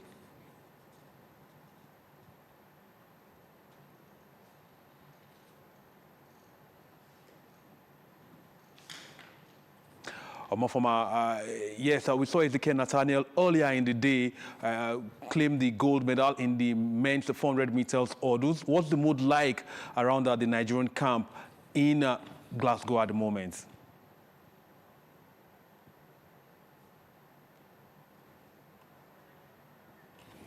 It seems not to have the clear audio from Omofuma just yet. So, as it stands, Nigeria has 10 gold medals, 8 bronze and 5 silver medals. We hope we will be able to join Omofuma Ebari as the program continues. That will be Sports Track. Many thanks for watching. I am Lai Lawal. Thank you very much, Lai. And before we go, let's remind you that Nigeria's greatest strength is its unity. As citizens, we must foster peaceful coexistence and reject every act that undermines our nations and stability by promoting tolerance, cooperating with security agencies, and remaining vigilant. Every Nigerian can play a vital role in building a safer and more secure country. I am Binta Booker. You can still talk.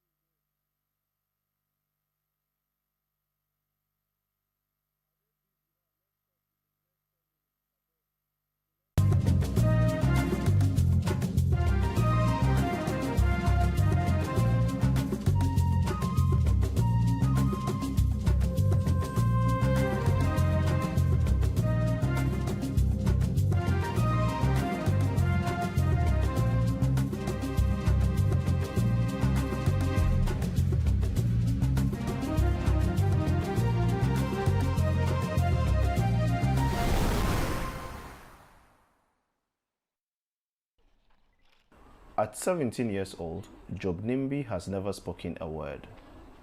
Born with speech and hearing disabilities, Nimbi and others at this Ghana school instead found their voices through photography. Nimbi says he is happy to share his life journey with the world through photos, and he wants to inspire others who live with disabilities.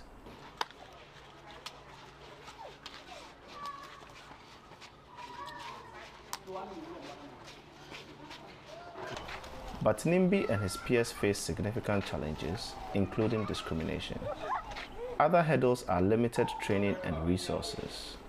Ghana's Statistical Service estimates only a fraction of the children with a hearing disability are able to pursue a higher education. Yet, Nimbi remains resolute. So now, what I'm learning and focusing on is to become a doctor.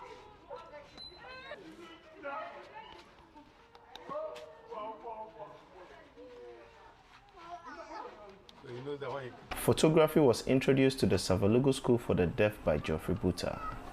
The award-winning photojournalist is on a campaign to amplify marginalized voices through visual storytelling. His project, Photo for Change, has one focus. Train people, assist people to tell their own story in the community they find themselves, and as well as using photography or visuals to address societal issues. Buta's Photo Club offers classes on photojournalism. In less than a year, students can take professional quality pictures by themselves and write captions. So with the power of photography, they can tell stories around them. They can become visual journalists in the future. They can become broadcasters. The teachers also benefit, with the club providing easy access to visual learning materials. You have seen a picture somewhere that has connection with what you are going to deliver, the lesson you're going to deliver. And so you use the camera to take that photo, bring it to the class, and then show it to the children. Then you can develop your lesson from there.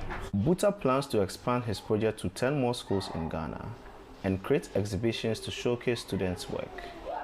Other plans include setting up internship with media outlets.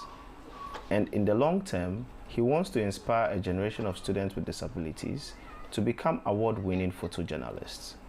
Sana Nutod, VOA News, Savalugu, Ghana.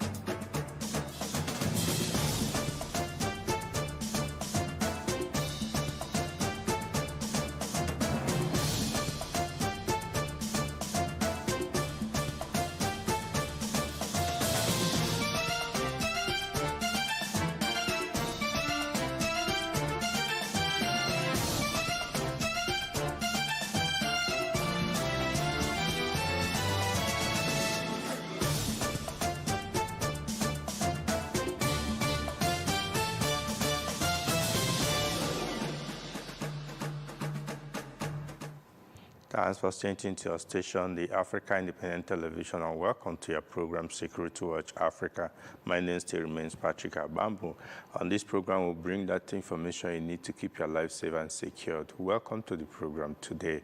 Today, we're bringing you a collection of reports from various security services, the Nigerian Army, the Nigerian Security and Civil Defense Corps, and then an important anniversary, sister anniversary, that looked at the issue of national security. And again, we'll bring you highlights of the 19th Africa Security Watch Awards that was held in the Gambia. We are going to begin this program with the report by Elizabeth Tanko from the Nigerian Army. As the foremost military force in Africa was once again validated at the 19th Africa Security Watch Conference and Award held in Banjul, the Gambia. Aside from clinching 9 coveted award trophies, the Nigeria's Chief of Army Staff, Lieutenant General Waheed Shaibu, used the occasion to speak on the Nigerian Army's fight against terrorism and insurgency while calling for greater collaborations of armies in Africa. General Shaibu, who spoke through the Director General, Nigerian Army Heritage and Future Center, Major General Teriwori Gagariga, stressed the importance of collective efforts to tackle insecurity in the continent. Africa continues to face increasingly complex and evolving security environment characterized by terrorism, violent extremism, insurgency, transnational organized crime, piracy, cyber threats, illicit arms trafficking, and other emerging security challenges. These threats transcend national borders and therefore demand greater collaboration, intelligence sharing, capacity building, and stronger regional partnerships. The Army Chief emphasized that no single nation can effectively address these threats in isolation, highlighting the importance of intelligence sharing and capacity building.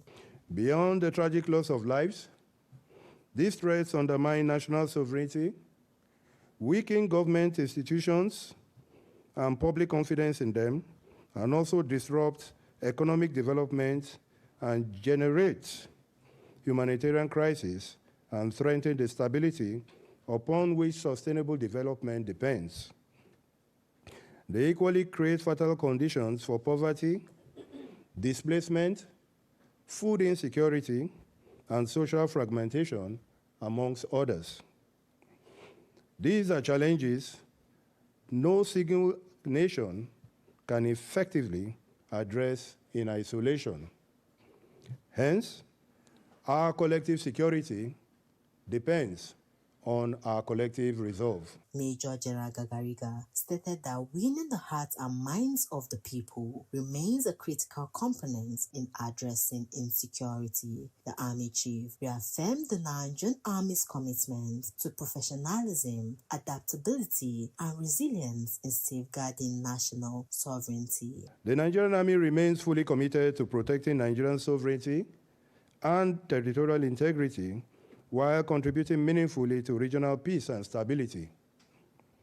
Guided by my command philosophy, which I quote, advancing the transformation of the Nigerian Army into a professional, adaptable, combat-ready, and resilient force, capable of decisively discharging its constitutional responsibilities within a joint and multi-agency environment. According to the Army Chief, the successes recorded by the Nigerian Army across various theaters of operations are as a result of improved strategies, enhanced training, and the acquisition of modern equipment. The Nigerian Army has continued to record significant operational successes across various theaters of operation. These achievements have been made possible through improved operational strategies, enhanced training, acquisition of modern equipment, interagency cooperation, and the unwavering support of the federal government of Nigeria.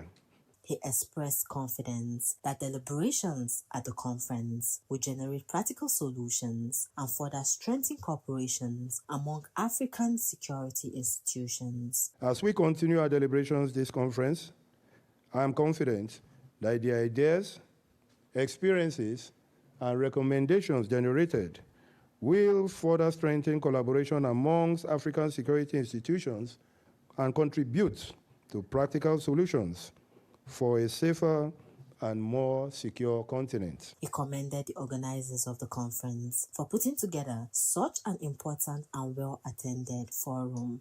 I extend my profound appreciation to the organizers, Security Watch Africa, for sustaining this important platform that brings together security professionals, policymakers, development partners, and stakeholders from across the African continent to deliberate on contemporary security challenges and recognize excellence in service.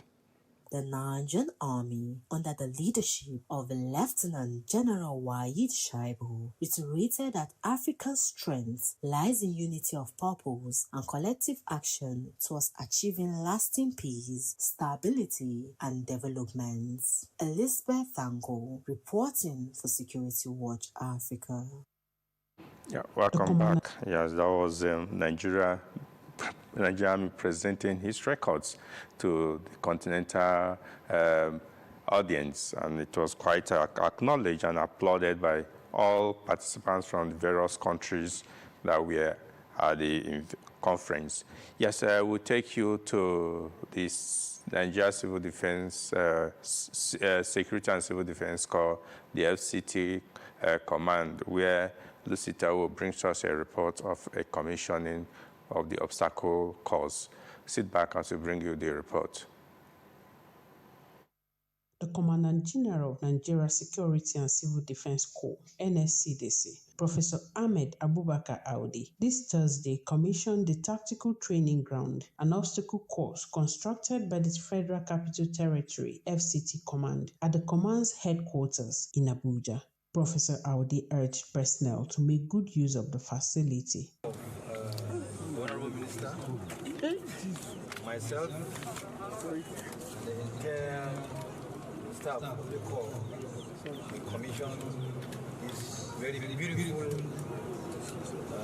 if I can say, edifice, as a training ground for the benefit of our personnel.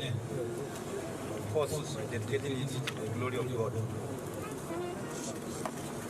So, the commission. Discipline starts in the training ground.